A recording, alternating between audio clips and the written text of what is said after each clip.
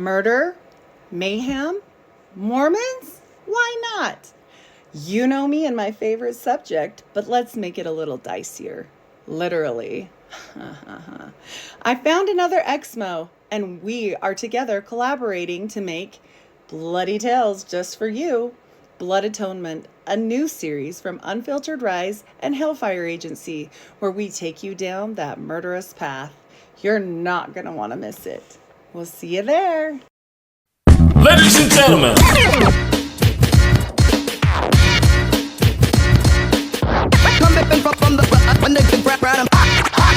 Johnny, it takes you 5.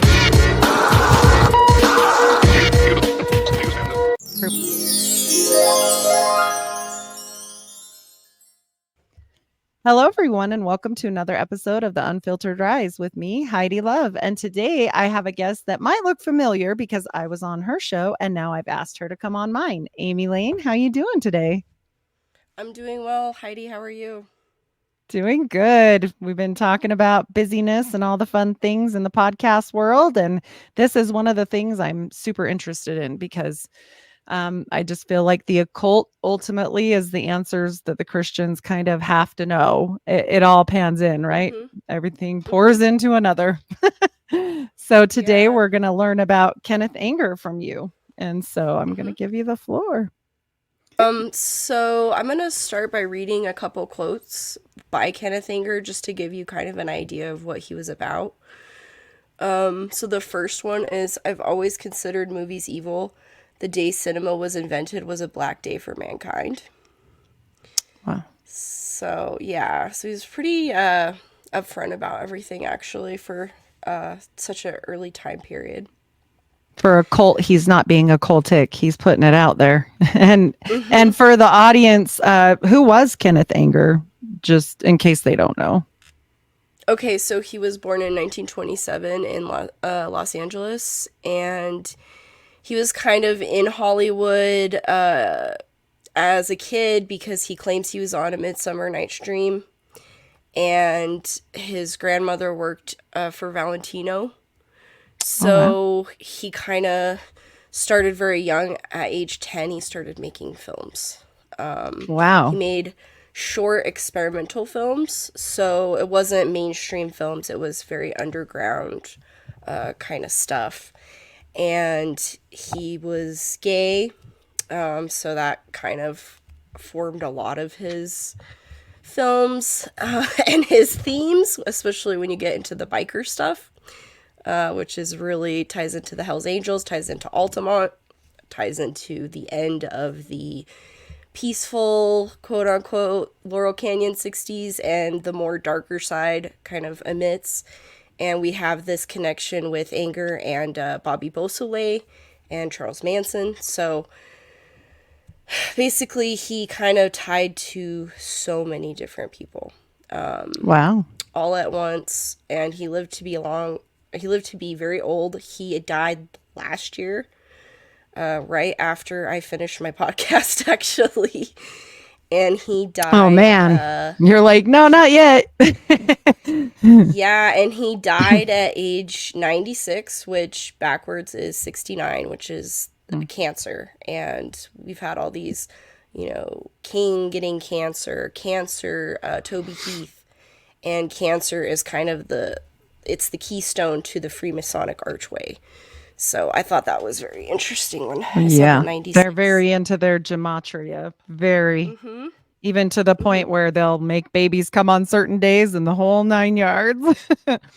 In case people don't know that. Yeah. We do, but it's weird. Yeah.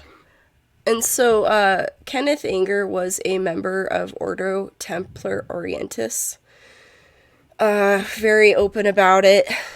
He says Lucifer is the rebel angel behind what is happening in the world today, whose message is that the key to joy is disobedience. And he created the film Lucifer Rising.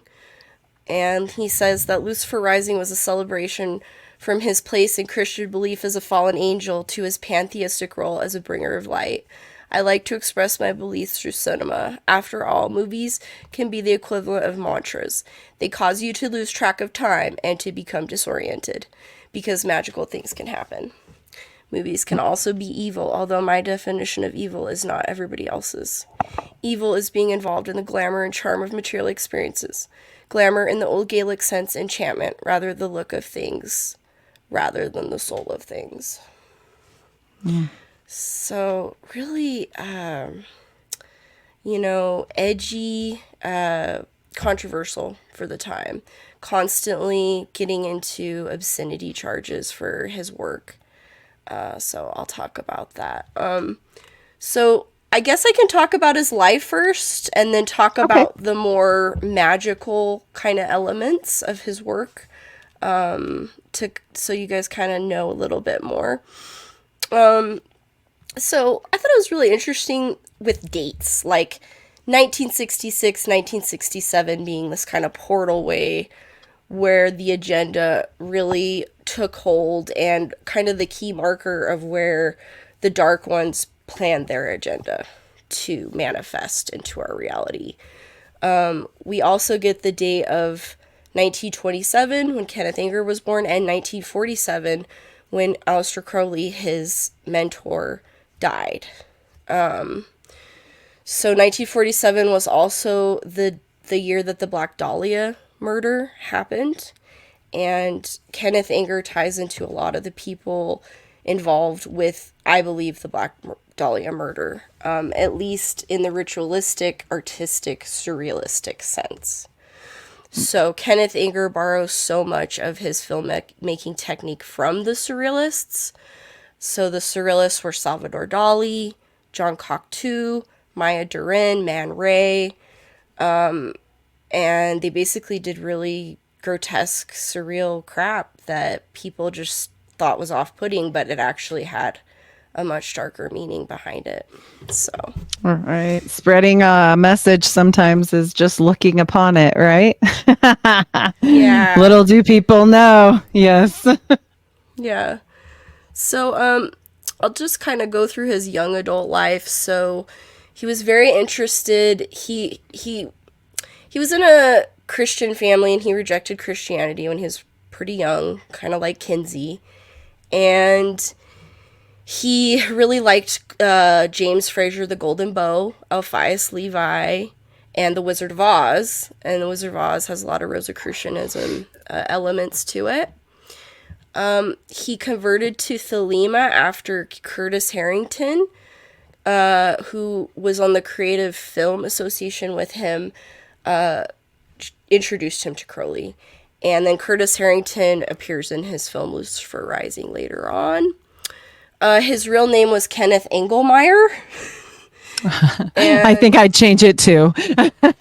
Yeah, I mean, for obvious reasons. And then what I kind of think it was he was gay when he was young, and he knew it, and he was open about it, and he was angry at the world because he was this Crowleyan kind of do as thou wilt figure, like, I'm going to do whatever I want, even though it's contrary to what everyone else deems normal. Thinks, right? Yeah. Yeah. So he went to USC, he studied cinema, he experimented with cannabis and peyote, and then his first film is Fireworks, when he was, I believe, like around 20. And in Fireworks, a bunch of sailors strip him naked, beat him to death, and then tear open his chest, and there's a burning compass that is in his chest, and then there's fireworks and a burning Christmas tree.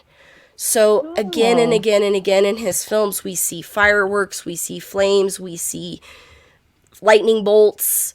So it's this constant Luciferian like imagery over and over and over Christmas again. tree is Tammuz all over it, man. Yes, definitely. Yes. Oh, yeah. Yeah. Yeah. You know And the your rest are Tammuz. obvious. Yeah. The rest are more obvious, but Tammuz is kind of one that everybody hides, right? Like, I mean, the Thunderbolt, everybody's going to get, but not everybody's going to get, Reese, trees, blah, blah, blah. And yeah. Yep. Sounds like a big mess. Sounds like a God's party. Little G. Yeah. And so Fireworks was brought up on obscenity charges. It went all the way to the Supreme Court. he claimed it was art, not porn, and he claimed he was much younger than when he actually was when he made it to get out of it. So we continually see this theme time and time again of him getting in trouble and getting out of it magically without any recourse. So then he's making these short films, these experimental films. They're very erratic. There'll be like one scene released, or the footage will be destroyed. It will never be released. It takes forever for his films to be finally finished. He did a film in his early years called The Love That Whirls, where it portrays realistic Aztec human sacrifice. And that was also destroyed because of obscenity. And kind of my interpretation of it is that his ritual working is to make art to burn or destroy it afterwards. Okay. And we will see that later in 1967 with where he burns all of his prior work, which I relate to the other aspects. So he made this film called Eau de Artifice, which is water of art.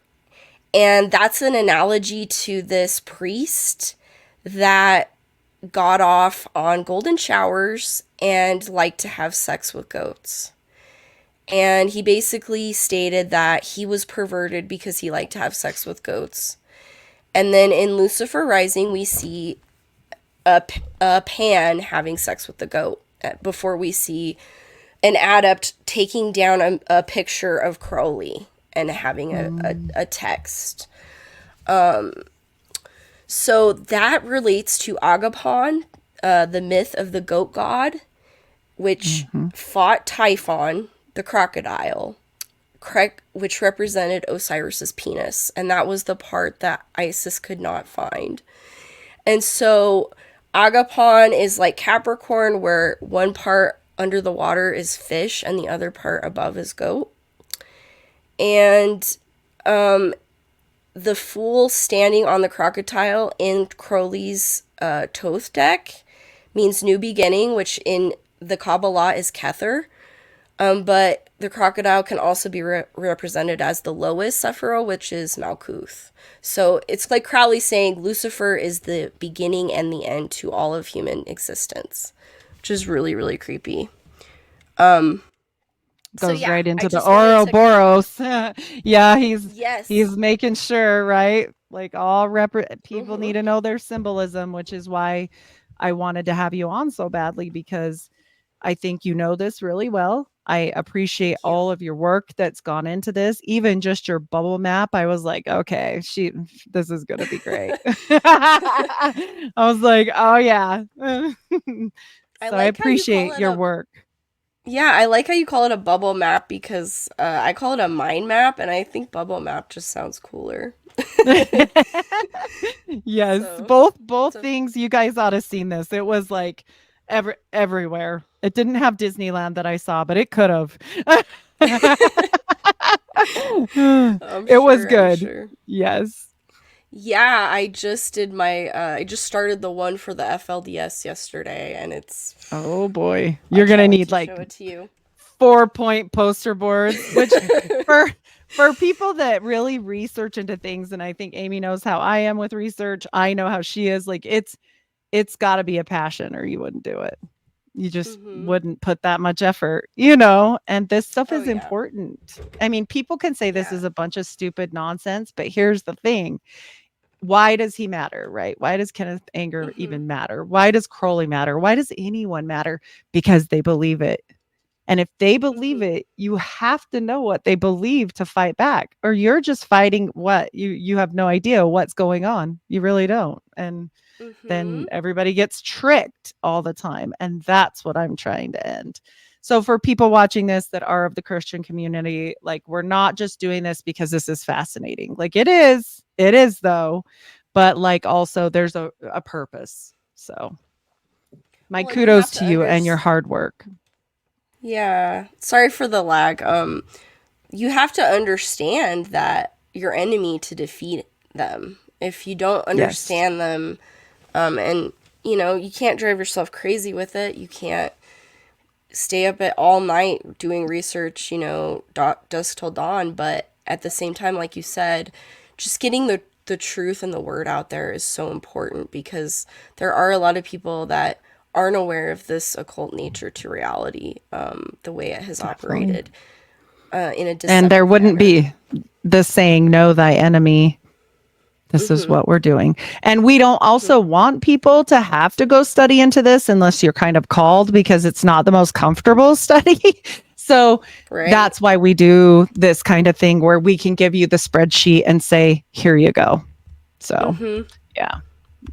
Yeah, and I mean, appreciate it. he basically comes out as being an antagonist towards Christianity, totally, in the sense that he's revering Lucifer as his prophet, as his god. His light bringer, right? Yeah. Yes. So I'm gonna go into his first commercially or well-known successful film. It Awesome. was inauguration of the Pleasure Dome in 1953. And that was based on a party that he and his friends put on called Come As Your Madness, where they all dressed up like gods and goddesses. And he dressed up like Hecate. So Hecate is the goddess of night, light, magic, the moon, graves, ghosts, necromancy, and sorcery. In inauguration of the Pleasure Dome, Marjorie Cameron herself plays the Scarlet Woman / Callie, which is so As crazy she should. because yeah, exactly. It's like in your face, like there's no occult about it. It's the opposite of occult, actually, for its time. Yes. And so he was very good friends with her. He lived with her. And she was, of course, the Scarlet Woman that Jack Parsons chose to do for his second magical working in order to bring about Babylon into the realm. And so she's in it, and there's a picture of her that I will show at the end of this. There's Lilith, there's Ani Nin as Astarte, which is another version of Isis, or another iteration of Isis. Samson DeBrier is Shiva, Osiris, Nero, and Aleister Crowley. So Aleister Crowley is depicted. And then it's just kind of weird because Anger said that Marjorie was a genuine witch, but then he also was credited with spreading rumors about Parsons saying that Howard Hughes had him murdered. So he kind of like had a lot of friends, but then he also would turn against them really quickly. And he had notorious feuds with people, which I'll discuss in a bit. Okay, so do you know anything, Heidi, about Hollywood Babylon, the book? Have you ever heard of it, or do you know anything about it? Somewhat, yes. I've covered on podcasting, not read. I'm not read on this book, so Okay. you will know much more. Okay. So it's basically just kind of his gossip book where he compiles all of the gossip from old Hollywood that's very, very dark and sinister. And by dark and sinister, I mean overdoses, abortions, suicides, affairs, unsolved murders, all kinds of things. And so he's kind of like compiling all of the old-timey Hollywood gossip of Luella Parsons and those kind of types. And he talks about the first ritual sacrifice.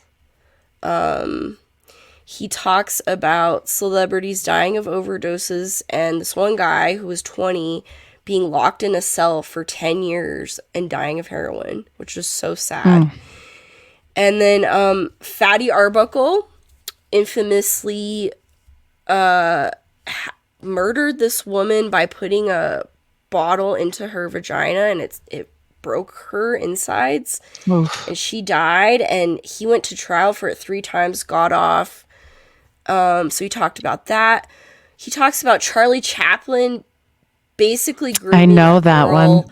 from age 7 and then putting her in his films and stuff. And then when she got 15, she got pregnant by him. And then there was a trial against him, and he got off as well. And fun fact, he has ties to a Mormon murder that I talk about on my Patreon that's not out yet, which is, it's so weird. The transvestite murder. Yes. Oh, okay. That was, I don't know about that one. So there's another murder he's tied to, which is the William Randolph Hearst, Marion Davies yacht thing, where there was a producer, it was his birthday, and he was shot dead, and then his body was removed from the boat, and then they put his body in another place and said, oh, he was never here. But there was like eyewitness people seeing William Randolph Hearst accidentally shoot him because Charlie Chaplin was having sex with Marion Davies, and William Randolph Hearst was jealous. And so Charlie Chaplin is just this guy that he's something pedophile. he's involved in all these murders, and so Kenneth Anger, basically made millions of dollars off these really lurid, really dark stories about Hollywood's underbelly. Did he just know, or did he turn on these people? Do you know what I'm saying? Like, did he have the 411 from someone else, or what? So a lot of his stuff was never corroborated. He never gave sources. Okay. But what I think is that it was his revelation of the method. And it was at a time where there was a lot of the accusations he was making. People are going to say, oh, no, of course that person wasn't, disgusting. But, there were other people, like Eric von Stroheim was like some kind of like raper guy who would just, it just showed how Hollywood always was dark. There was never this, we think there was an innocent period because of what we see in the film being represented through the Hays Code. But the Hays Code was basically started by a guy who was in the Loyal Order of the Moose, the Elks, the Rotary Club, the Masons. So that was all a dialectic to hide the fact that it was always very Luciferian in nature. I don't think it ever wasn't. I just think it was hidden better. And even at that, like, I also think people were easier to say, like, look at Jerry Lee Lewis. Look at this 15-year-old girl, too. Like, look at all these young people. Look at even Elvis Presley and Priscilla. Like, all of it was not okay. It was not on the up and up. But everybody was like, well, it's okay because it's Elvis, right? Okay. Yeah. Yeah. It's just weird. Yeah. Yeah, exactly.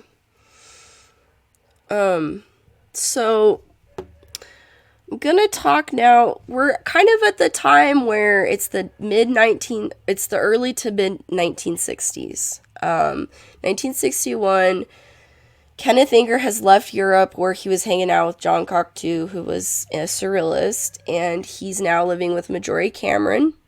And he starts living in San Francisco in the Russian embassy, and that's where he does a lot of his filmmaking projects. In 1963, he decides to make a movie called Scorpio Rising. Richard McCauley is a biker, and he's just following him around doing footage of him.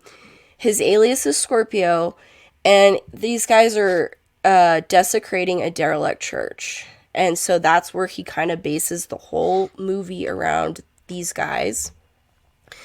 It chops up footage of Scorpio and his gang with nudity and clips of the life of Jesus from cheap religious films intercut with Scorpio, equating him to a Jesus-like figure.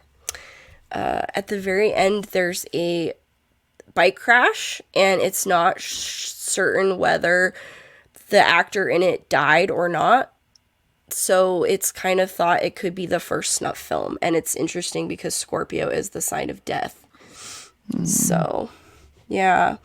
And then it's kind of weird that Kenneth Anger likes to use bubblegum pop songs like I'll Follow Him by Peggy March, Wipe Out by the Safaris, Blue Velvet, in his weird, creepy, Nazi-laced propaganda. Make it a little happier, right? Make sure it sticks in Yeah. their head. Yeah, and then there's like Nazi flags, Nazi iconography in Scorpio Rising, as well as in Lucifer Rising and Invocation of My Demon Brother. It's really crazy to note that the Ford Foundation gave a grant of $10,000 to Anger to fund a biker film. And the Ford Foundation also founded Alfred Kinsey prior to this time. The Hells Angels is tied to Anger through these films. Altamont, as well through the Rolling Stones, because we have the Rolling Stones being involved in Kenneth Anger's films, the Rolling Stones being involved in Donald Campbell's films, Donald Campbell being involved in Kenneth Anger's films, and it all is just this incestuous, creepy bed. There's a lot of homoeroticism in Custom Car Commandos, which was his second biker film, and that was basically just one scene of a film. Okay, so Heidi, I don't want to talk too much. I want to let you talk as well. Oh no, you're good. You're good. Well, I'm glad though that I'm very well prepared for this. No, you're fine completely. So, what were you gonna say? I was just gonna ask you, what did you know about, the psychedelic kind of movement in the 60s with Timothy Leary and all that stuff? So I do know that this was a CIA operation, right? And that the Grateful Dead and all this was involved in basically producing this for the masses and getting it out there, but under the false idea that it was like bad or wrong or whatever. But it was really actually that they were all in on it, which is not surprising. Anything they say, no, no, no, or whatever, you always have to step back and go, okay, what's really happening? I mean, because sometimes it's a trick, and it simply was, it just was. There's no other way around it. They wanted to do this, and this is a literal operation from the CIA. So, yep. I don't know that more that you probably know more details, but that's basically what I know for sure. Oh, that's perfect. That's the perfect intro. So essentially, 1966, we have this, like I said, the beginning of the free love, do as thou wilt, really it crystallizing in the public consciousness, in the mass media. Through Tavistock, through the Esalen Institute. So in 1966, Anger releases the Sacred Mushroom Brotherhood edition of Inauguration of the Pleasure Dome. So basically it's people doing acid in the theater watching this really trippy short film. And it ties to Ken Kesey, Timothy Leary, Terrence McKenna, and the Esalen Institute, which was, drop in, drop out, and, leave spirituality, God, everything sacred at the door. So very social engineering agendas. That's why we're talking about it. So, okay, this is when it gets super interesting. So Anger's relationships often fell apart and became contentious. The one relationship that he had that did not fall apart was with Anton LaVey, who was the founder of the Church of Satan. He was very good friends with Anton LaVey and Zena Schreck in both public and private. And he even had Anton LaVey star in his film Invocation of My Demon Brother as kind of the devil figure, where he's got this devil costume on, he's got a skull with horns coming out of it and this chalice, and just super in your face imagery. So it's at this time that Lucifer Rising he's been wanting to make Lucifer Rising, and he's looking for who will play Lucifer. And he has a harem of young men that are his lovers that he's kind of perusing from. And he finds Bobby Beausoleil, And Bobby Beausoleil was the lead singer of the magic powerhouse of Oz. So again, we have this Wizard of Oz, Rosicrucianistic theme. It keeps coming through. Bobby Beausoleil and Anger were friends. We're not quite sure if they were lovers, but they were definitely friends. And they did have a falling out, whereas Bobby Beausoleil stole the footage and refused to finish the film. So in 1968, Bobby Beausoleil was living in Topanga Canyon with Gary Hinman when he met Charles Manson. In 1969, Victor Bugliosi wrote Helter Skelter and implicated Bobby Beausoleil in Hinman's death over the issue of money, and the family felt like Hinman owed them in a drug deal gone wrong. Bobby Beausoleil, Susan Atkins, and Brunner drove and demanded money. Manson apparently showed up. Bobby Beausoleil denies this, with a samurai sword severely cutting Hinman's face and ear, and tortured him for 3 days before being killed. Manson told Bobby Beausoleil to blame it on black revolutionaries to propel his race war. And in this interview, he said that he supplied the Straight Satan's motorcycle club with bad mescaline sold by Hinman, and the motorcycle club demanded the money back. So again, we have motorcycle club tied to Bobby Beausoleil, tied to Manson, tied to Anger. It's just this crime, dark circle. Yeah. Yeah.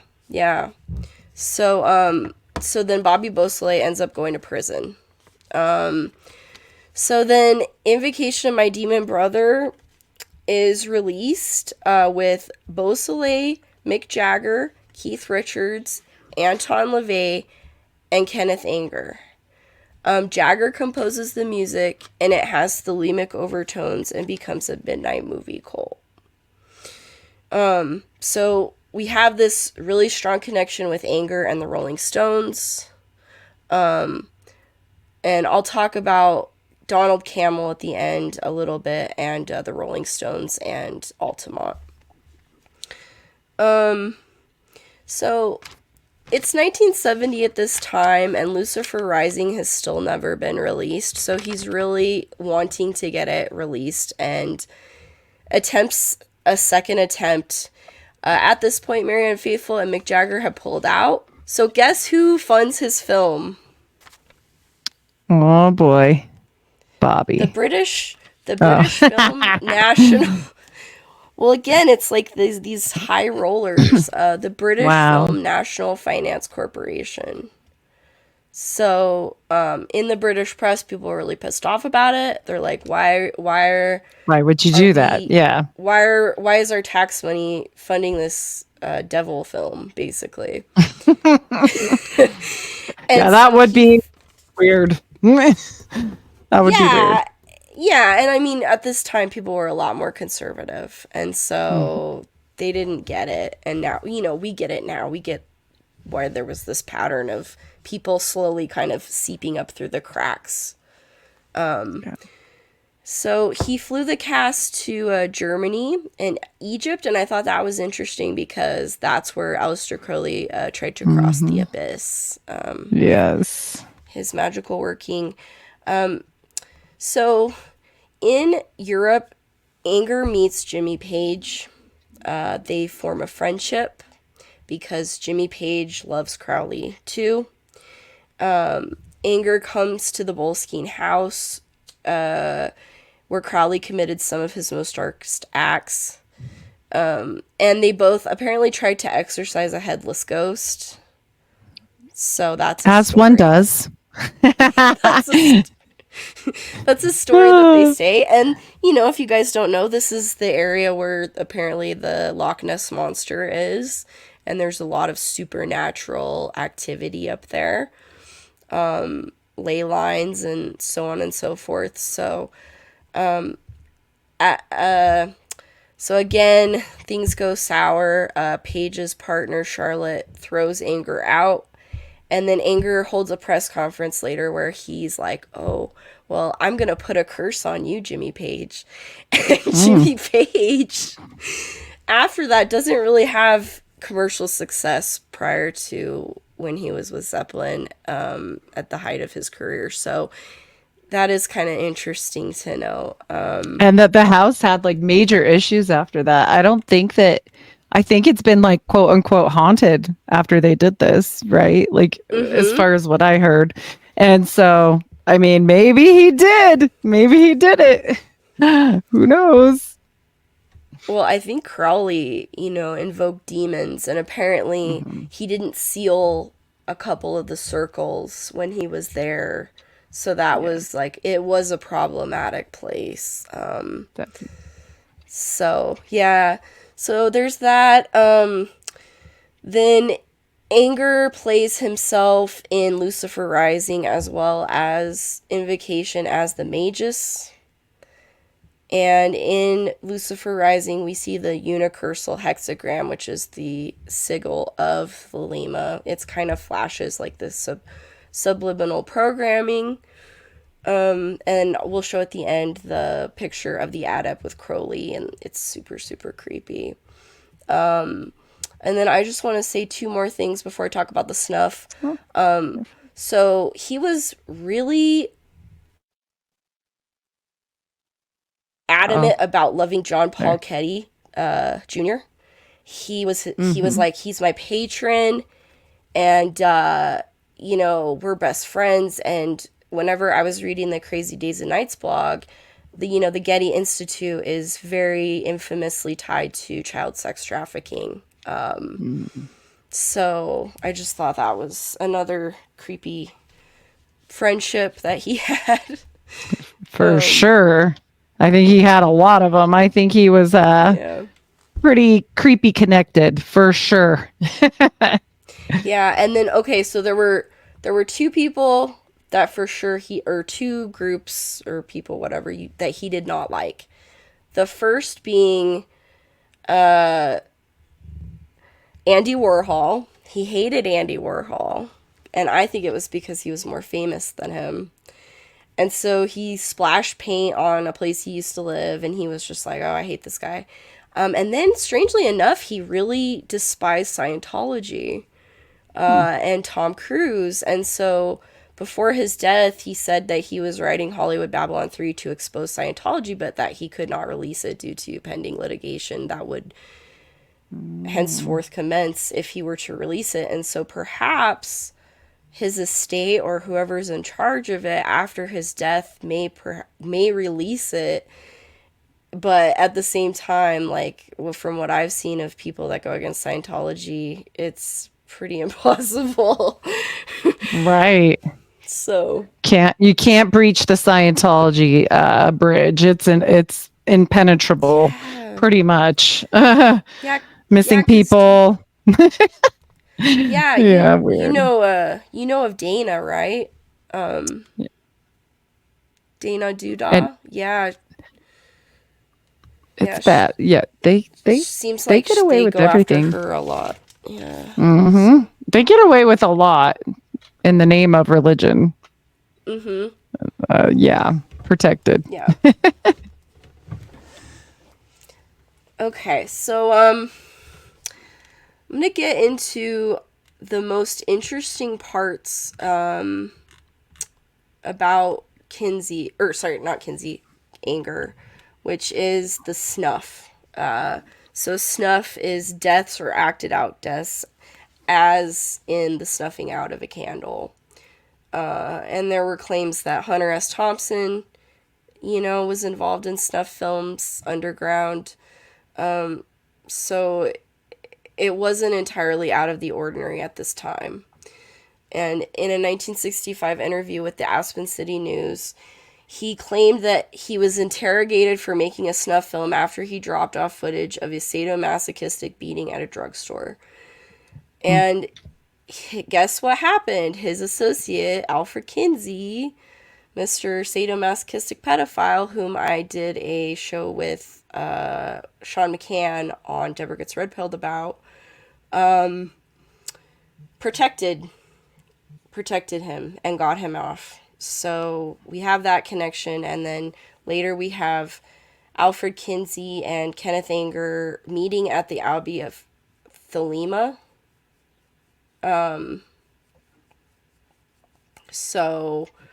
Well, actually, no, that's how they met. I think Kinsey got him off after they met, but yeah, prior to that, they met at the Abbey of Thelema, where Aleister Crowley was basically thrown out of Italy for the death, all the rape things, of a child. Yeah, all the bad things. Yeah, we know, we all know that song and dance. So, so much. so there's that instance, and then, like I said before, the Scorpio rising. We don't know if the motorcycle guy died. It's kind of subtle as to whether it happened or not. And then I'm just gonna read this. This is a lot of interesting information about the death of Godot Polakis. So if you guys don't know, Vito was an American artist and bohemian tied to the Southern Californian freak scene. So that was Frank Zappa, the Byrds, and all those kind of Laurel Canyon type figures. If you guys don't know, Dave McGowan, Weird Scenes Inside the Canyon. The entire Laurel Canyon music scene was a CIA military intelligence operation where all of those music stars' families were in the military or intelligence, and they were all propped up to appear at the exact same time and to espouse this free love, free sex, do as thou will message. So he was tied to those guys. And then we have super groupie and former freak dancer Pamela DeBars, who wrote a very famous book, agreed that the skylight scenario where Godot Polakis died was right, but not the age. Vito's exquisite little puppet child, Godot, fell through a skylight during a wacky photo session on a roof and died at age 3.5. Albin Pfister of the band Love recalled a much darker scenario. Vito got married, had a baby, gave it acid, and it fell off the roof and died. When Robert Carl Cohen recently digitally remastered his notorious Mondo Hollywood for DVD release, he added postscripts for all the famous and infamous people who were featured in this film. For Godot, and it's spelled without the T, Polakis, he inserted the following caption: died age 2, victim of medical malpractice. And I have that picture at the end of this presentation. The details of this incident that can be ascertained are, to put it mildly, rather disturbing. We know, for example, that a musician and writer named Raphael told Michael Walker that before the child's death, he had been present one evening at Vito's place when Godot was brought out. They passed that little boy around naked in a circle with their mouths. That was their thing about introducing him to sensuality. So again, with Kinsey, we have this pedophilia, very, very young kids. They're having sex with their own kids. They're having sex with babies. It's really sick and twisted, but that's who these Luciferian creeps are. We also know that Vito and Sue had a rather odd reaction to the death of their firstborn son and only child, as recounted by Miss DeBar. I was beside myself with sorrow, but Vito and Sue insisted on continuing our plans for the evening. We went out dancing, and when people asked where little Godot was, Vito said he died today. It was weird, really weird. So, to sum up, we have the young boy was subject to pedophilic treatment of his parents and others. The boy's parents displayed a truly chilling indifference to his death. Kenneth Anger expressed an interest in filming the boy for Lucifer Rising. Pamela DeBar contends that the toddler died during a wacky photo session. Albin Pfister has claimed the child was drugged. Bobby Beausoleil has said that some of Anger's film projects were for private collectors. Every once in a while, he'd do a little thing that would be for distribution. So that's what I was talking about. He probably stole some of that footage of the ritual where the child died as perhaps future blackmail against Anger. That's what I think it was. Yeah, that would make sense. And so, so that's kind of that. And then really quickly at the very end, I just want to talk about Donald Cammell. So he was a British surrealist Thelemite filmmaker who committed suicide. And Anger said, I predicted Donald Cammell's suicide. He was obsessed with death. He plays Osiris in Lucifer Rising, and Osiris infamously dies by Set. And the Church of Satan declares that 1966 was year one for Satan's reign, and Crowley died in 1947. So we have 1967, 20 years ago today, Sgt. Pepper taught the band to play in the Beatles, and the Beatles are notoriously tied to Tavistock and to Crowley. And then also in 1966, we have the plane crash, which kills Buddy Holly, Richie Valens, and Big Bopper, which a lot of people think is the Tuesday Weld ritual to induct her as the high priestess of the Druidic Order of the Elite. So, like I said, this 1966, 1967, and then 1947 are very, very, very important. And Donald Cammell does two really important films, A Performance and Wide of the Eye. And in Performance, Mick Jagger is really androgynous. So they were putting the trans androgyny in a time way prior to now. And like Kenneth Anger liked to be in drag in his films. So it's the same thing. And then Donald Cammell's father was a magician and wrote a book about Crowley. And so Donald Cammell as a child was actually around Crowley. So yeah, that's not good for your mental growth, like, at all. At least he made it past 2, but just saying, can't be good. Yeah. And they were probably all subjected to SRA. You know, that's kind of the theme, the thread throughout, is that when you're raped as a child, you're going to rape children when you're an adult because it's the only life you know, and it's programmed into them through monarch mind control programming, which Fritz Springmeier has written countless books about that. If you guys don't know and you're not aware. And I would also recommend the FBI's handbook on satanic ritual abuse. It has all of the calendars, the satanic calendars, the holidays, what they do on those holidays and when. Just terrible, terrible stuff to talk about. But yeah. And people want to say, oh, it's just all satanic panic and it's bull crap.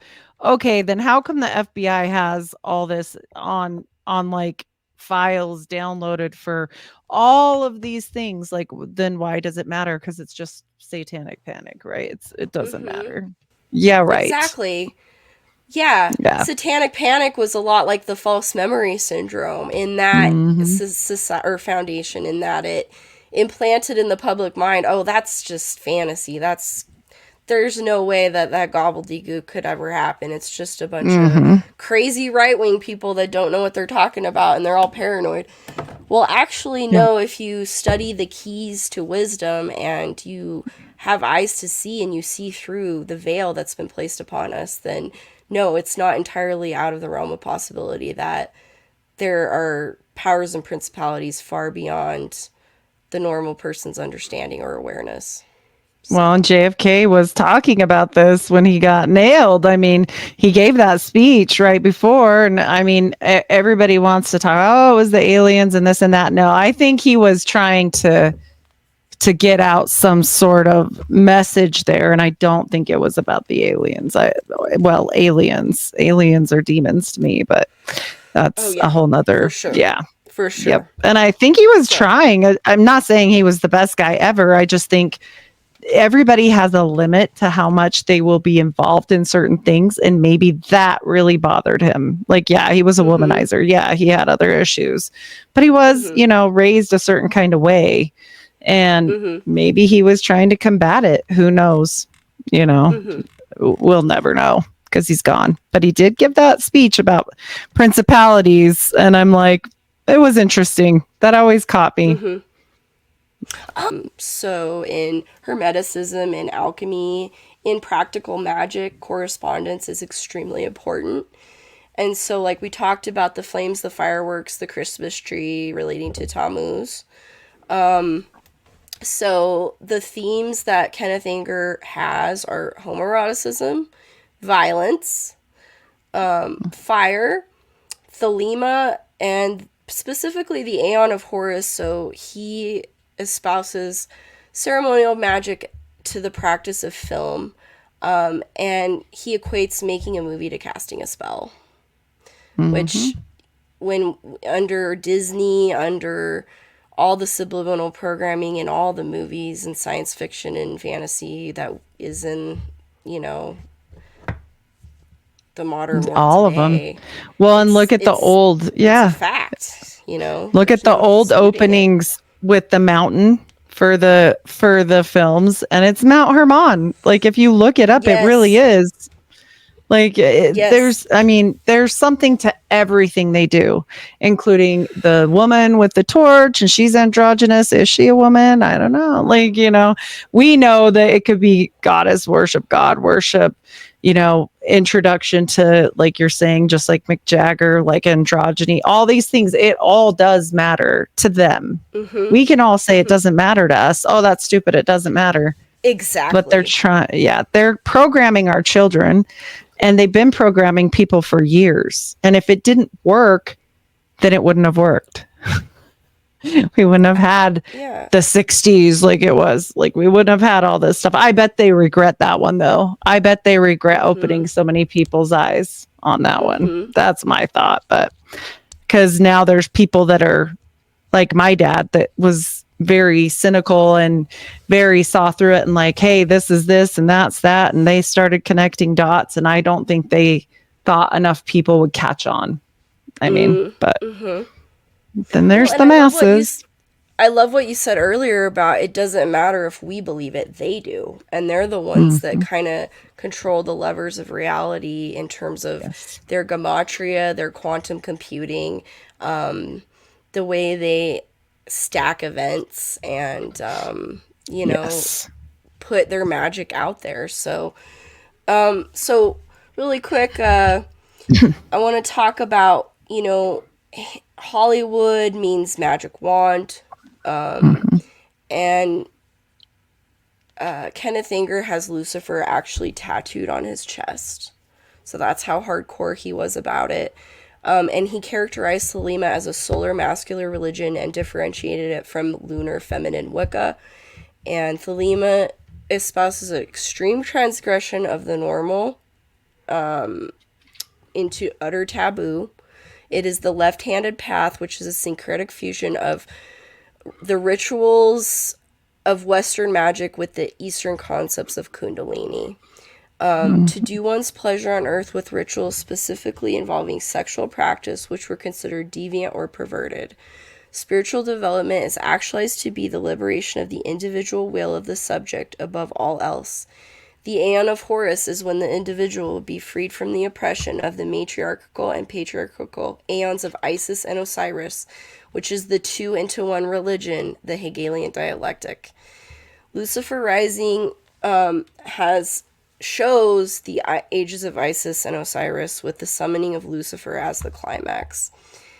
Anger uses magical correspondence with the very famous scene of the backside of the Lucifer character with the bomber jacket with the rainbow and the Lucifer letters, and how it's supposed to be a magic article as well as a stylish piece of clothing. So it's a magical garment, but it's also stylish to be appealing to the masses, so they accept it. So they, in the new world, in the new world order, they will get rid of their old religions and they will follow the new religion. So that's what that's kind of about. There's a very strong ritual use of color. So all of his films have been evocations or invocations attempting to conjure primal forces which, once visual released, are designed to have the effect of casting a spell on the audience. Ritualized process of self-development is the daemon or demon brother, and movies are only possible with lux light projection, so Lucifer is his patron saint of movies. And then preparations and rituals as self-development to Crowley, the system of correspondences. So each force has a positive and negative aspect, which is anthropomorphized into angels and demons. And talismans can be costumes, objects, and colors in all of his films. And then he is very adamant about talking about the photograph having the power to steal the soul. And I thought that was interesting because you talk about the Native Americans, how that was they don't like And that. the Amish. So. And the Amish too. Oh, interesting. The Amish are absolutely do not like their pictures taken for that same reason. They're weird about it. So, I mean, it has to come from somewhere. We have to know, I mean, mirrors and all of that is angel knowledge. It is. It's fallen angel knowledge. We're not even supposed to have reflection. Mirrors. So. Mirrors. And when I did my Tuesday Weld research, the broken mirror, which Fritz Springmeier talks about with Monarch mind control programming, is that the broken mirror represents the fractured soul, the fractured psyche, where the victim, the SRA victim, they've been raped under the age of 5, so their whole being has just shattered into different altered departments. And so it's funny because if you watch Kenneth Anger, not funny, but like, odd, relates to Kenneth Anger. In Kenneth Anger, you kind of have that prismatic broken mirror effect where you have it's the same image, but it's like circling on itself and it looks like a broken mirror. And you have all these different layers. Like, it's like he had Instagram in the 60s and he was doing or Photoshop and he was doing layers way before anybody ever thought of that kind of process. And so it all relates to, what we talk about on a daily basis. So you can see all the Egyptian iconography, Isis, Osiris, the sun, Ra. You could see Crowley. You could see kind of a John D type sigil at the bottom. Do you see that? Yes, definitely.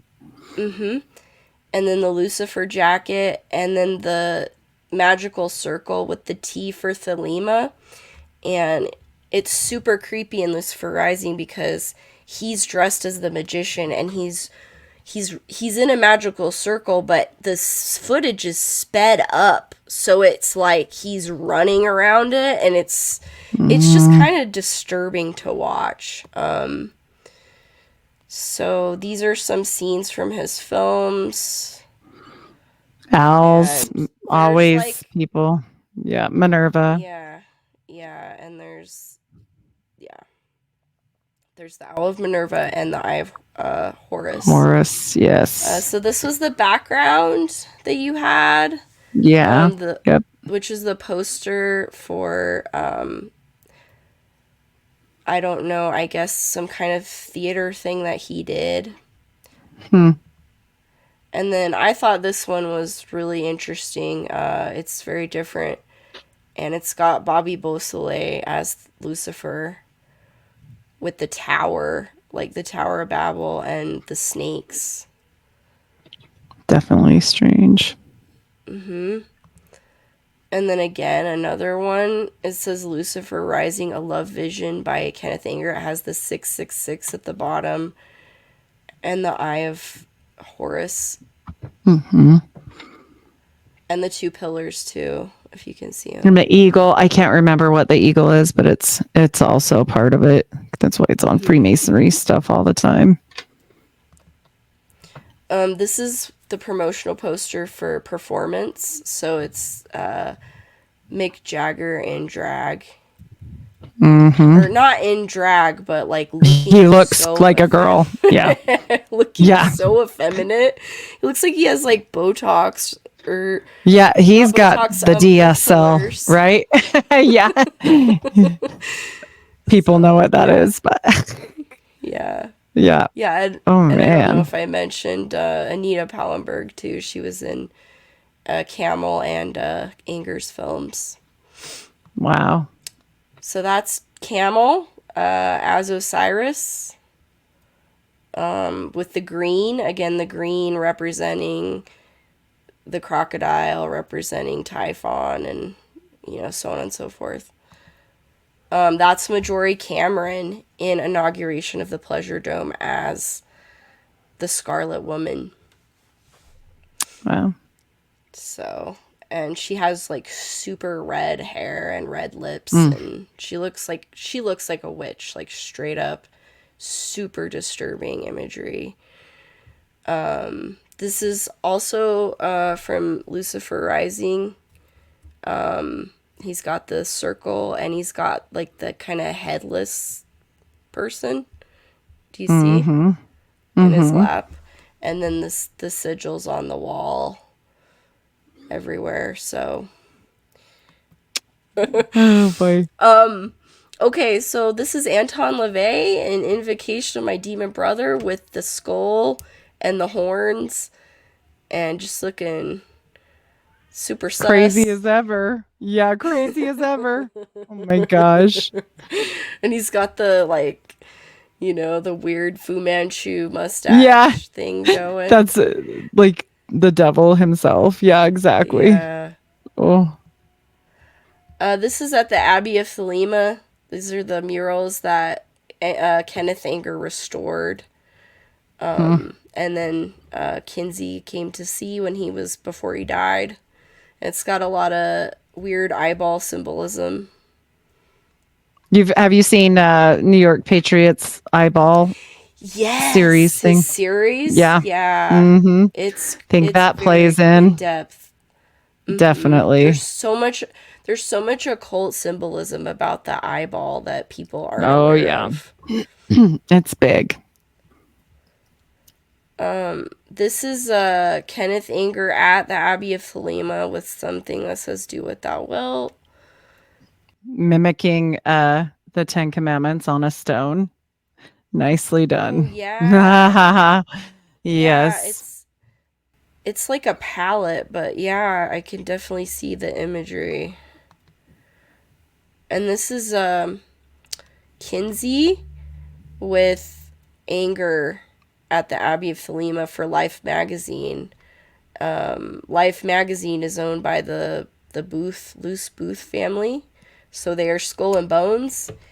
And we see again the tower in the background picture, and we see this creepy like demon head statue or demon head shadow with the lantern. So Kenneth Anger was the Magical Lantern series. That's what his films were called. Here's more from the Life magazine article, and the creepy face mask thing. And then like Crowley at the end of his life looking like he's in kind of blackface. It's kind of weird. Yeah, he looks weird there. Do you see that? He looks super weird. So this is Kenneth Anger, Dennis Hopper, Donald Cammell, and that Alexander Yoborinsky guy or whatever. The guy that did The Holy Mountain. Okay. So that's a surrealist film that was propped up by the Beatles. John Lennon and Yoko Ono and George Harrison were involved in that.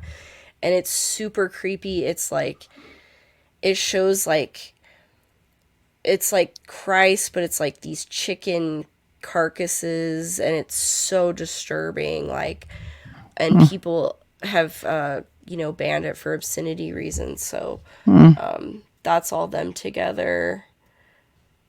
Let me find that guy's name at some point. That's I just thought that looked so stupid and weird. Oh yeah.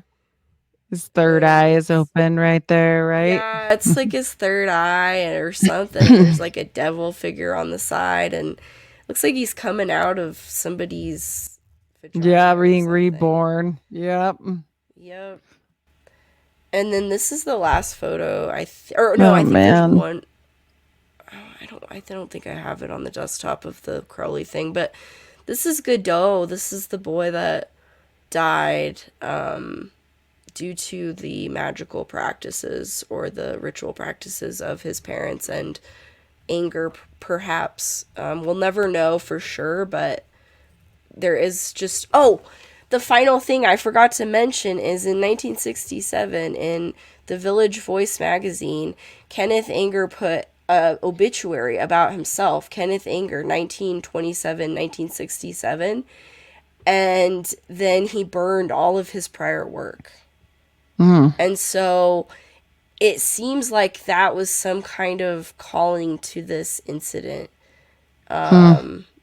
Because, like I said, there's always a price to be paid and there's always a sacrifice to be had with these people. And so that's what I believe that was about. That's what I believe what the Bobby Beausoleil Their Faustian bargain was all about. And so, yeah, that's pretty much that guy in a nutshell. Did they ever do anything about this kid's like parents? No, not at all. And you know, it's very similar to Crowley. Crowley had his children die under nefarious and mysterious means and at very, very young ages. And so it's the same kind of theme that props up. And, you know, it's just terrible because, you know, his own parents were like, let's go dancing. Going out and dancing. What's wrong with you people? Oh my gosh. So, you know, it's probably a blessing for this kid. Perhaps, I'm just saying. Well, perhaps he was born to be sacrificed. Like that was his role through his birth chart, and they just did that like because they felt like that was the way they were gonna celebrate it. So pretty messed up. So all right, I'll stop sharing, and that's pretty much my presentation. Well, and everybody, if you don't believe us about all this symbolism or if it matters or whatever, I don't know if you watched the Super Bowl halftime this year. That was fun. You know, and it's not just this year. It's every year. Every year there's a Scarlet Woman. Every year there's symbolism. Every year there's some sort of weirdness. And this year it was extra fun. And I actually attempted to make a show, and I might try again, because now I feel like it's past the point and who cares, but where we're releasing symbolism, maybe I'll do it for Patreon. But there was so much this year, and I tried 7 times and went back in. 30 seconds was recorded. Went back in. It was all like, like weird noises. Whoa. And my husband even was with me on one of them. There was nothing going on. He's like, why didn't it work? What's going on? I'm like, I have no idea. So he's like, just do it in the car because we were going somewhere. Try it again. Nope. It has me talking. There's no sound. I'm like, I'm right. Like nobody caught it. Everybody did shows on it. And I figured, well, I'll just let it go because somebody will get it. And nobody caught what I caught. And I literally tried. And so I'm like, well, I guess I need to try again, you know. And it has to do with the occult symbolism with like the fee and like the way the stage was and like you know, just all this stuff, and people didn't catch it. And I'm like, how do you not catch it, you know? Well, and I know that the usher did those Freemasonic arm signs, like oh yeah, and he came out of the ashes. I guarantee people that his new record will be thebomb.com because he's the phoenix rising from the ashes and literally wore it with the blue feathers everywhere, and people miss the blue symbolism, which is huge.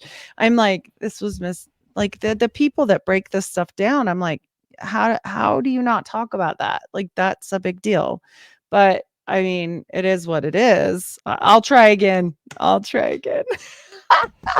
crazy, though. It's like that's supernatural. Like it's like the demons are stopping. I can't. Yeah, like I can't get it done. I'm like, I don't know what to do. My husband's like, well, are you gonna try again? And like all this weird stuff. Like the next week, I hurt my back again. Like all this stuff. I'm like, I don't know. I'm gonna think about it. I'm gonna pray more, and then maybe. Because he's like, you need to do it. And I'm like, oh, it's kind of now the show where I'm like, I don't know, because it wasn't a good week. So we'll see. Didn't you do some posts about it on your Instagram? I think I was getting ready to kind of gear up, and then I gave up. I was like, I don't know what to do. And then so my husband's like, just do it again. I'm like, I've done it a lot. And at that point I was just like, like frustrated with it. And then you're like, okay, are you in the right mindset to do it then? Probably not. So, but there's Yeah. stuff all the time. It's not just the Super Bowl. It could be as Mhm. simple as a commercial. They Mhm. call it programming for a reason. Mm. Like people have the hardest time like wrapping their mind. And my mom is this way. She's like, but what do you mean? Like the government, she lived, my name is Heidi Love. She definitely lived through the 60s. Mhm. And she's like, no, no, the government loves us still. And I'm like, Oh. no, no, they don't. Or like she can't wrap, like she gets it like, oh, it was a hippie thing. You weren't there. It was cool, blah, blah, blah. And I'm like, no, no, that's not all it was. There's a lot more to this stuff than meets the eye. Like you said, it's like all of Mm. these people are high up in the Mhm. military behind it. The Mhm. guy from the Doors, his dad was super high up. He was half the reason we went to war, you Yeah, know? he was the Navy admiral for the Gulf of Tonkin incident. So Yeah, yeah, yeah. And people are like, what? I'm like, I'm telling you, like, why would it be that then? It's just, oh, their children are the only ones that make it and are famous and then end up dead. Nice. Mhm. Like, and it's just too coincidental for me. But I see it. And once you see it, you can't unsee it. I'm sure you're the same way. Mhm. Every movie, every commercial, Mm. Oh yeah. it's just like, And okay. layers, like even like Oh, now that like the Tartaria stuff, like there's so much yeah. of the cloning and the cabbage patch. I don't know if you know about that Mhm. Oh, conspiracy. yeah. Oh, I did a whole show on that, and I Oh, actually think it's there's even more to it than people even speaking of homunculus and Cabbage Patch. I'm like, mm, they're yeah. messing with stuff, and if you go back to Diana of Ephesus, like, if you research the past, it will show you the future. I mean, they knew Oh, for about sure. cloning far Mhm. before it was ever a thing, and Oh I yeah. mean, they talk about it in India. And then, Mhm. I mean, they've got an overpopulation problem and nobody ever has more than 3 kids. Weird. Mm. That's cool. Mm. Right? And then you get into orphan trains and Mhm. relocating 250,000 children.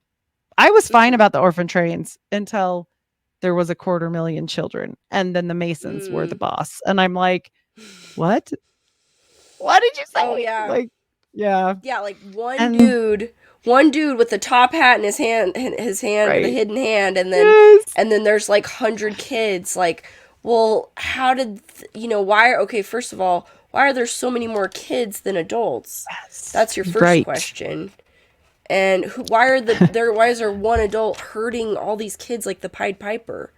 Mhm. Um, And also, Sinister. why were there so many babies buried in Catholic graveyards back in the day? Mm, I mean, mm, you can only have so mm-hmm, many babies a year, and there's only so many that are dropped off to, be orphans or whatever.